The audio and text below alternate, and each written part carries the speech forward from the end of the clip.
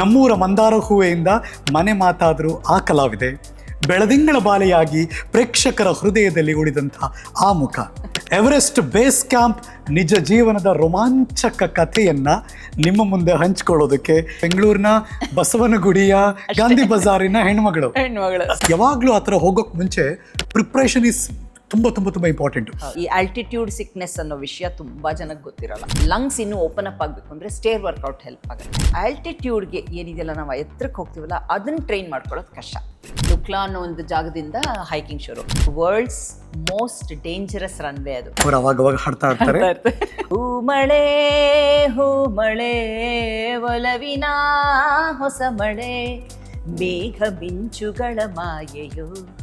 ಸಿನಿಮಾದಲ್ಲಿ ಒಂದು ಹೀರೋಯಿನ್ ಮುಖ ತೋರಿಸದೆ ಒಂದು ಪಾತ್ರದ ಮೂಲಕ ನಟಿ ಗೆಲ್ಲೋದು ತುಂಬಾ ಸಲ ಅನ್ಸುತ್ತೆ. ಕಲಾವಿದಾಗಿ ನಿಜವಲ್ಲೂ ಆ ಥರ ಹೆಂಗ್ ಸಾಧ್ಯ? ಯು ನೆವರ್ ಪರ್ಚೇಸ್ ಚಿನ್ನ in your life? No silver no gold. ನಿಮ್ಮ ಯಜಮಾನ್ರು ಎಷ್ಟು ಖುಷಿ ಆಗಿರ್ತಾರೆ ಕಣ್ಮುಂದೆ ಹೋಗಿ ನಿಂತಾಗ. What's your feel? ತುಂಬಾ ಯೋಚನೆ ಶುರು ಆಗ್ಬಿಡತ್ತೆ. ಅಯ್ಯೋ ಇದು ಹಿಂಗಾಗತ್ತಾ, ಅದು ಹಂಗಿರತ್ತಾ, ಹಿಂಗ ಅಂತ. ಹೇಗೆ ನಿಮ್ಮ ಲಗೇಜು, ನಿಮ್ಮ ಡ್ರೆಸ್ ಕೋಡು? ಎಲ್ಲ 5 ಲೇಯರ್ ಮೇಲೆ ಒಂದು ಟೀ-ಶರ್ಟ್ ಹಾಕೊಂಡಿದ್ವಿ. ಇನ್ಫ್ಯಾಕ್ಟ್ ಹೈಕ್ ಶುರು ಮಾಡೋಕೆ 2 ವೀಕ್ಸ್ ಮುಂಚೆ ನನ್ನ ಕಾಲ್ ಟ್ವಿಸ್ಟ್ ಆಯ್ತು. ಫ್ಲಶ್ ಮಾಡೋ ಥರ ಎಲ್ಲ ಅಲ್ಲ, ಅವರು ನೀರನ್ನು ಕೂಡ ಎಷ್ಟೆಷ್ಟೋ ದೂರ ಹೋಗಿ ಹೊತ್ಕೊಂಡು ಬರಬೇಕು. ದಾಲ್ ಬಾತ್ ಪವರ್ 24 hour, ನೋ ಶವರ್. ತುಂಬ ಕಷ್ಟ ಆಗೋಯ್ತು. ಹೈಟ್ಗೆ ಹೋದಷ್ಟು 15,000 16,000 ಹೋದ್ಮೇಲೆ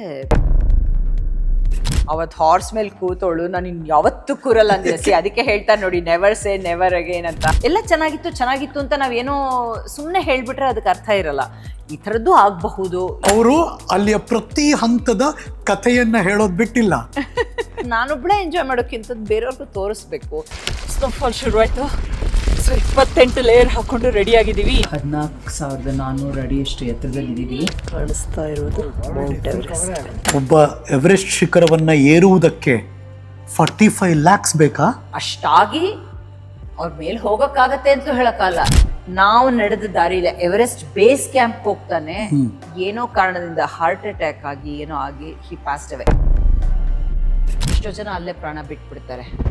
ಅವ್ರ ಬಾಡಿನೂ ಕೆಳಗೆ ತರಕ್ಕಾಗಲ್ಲ.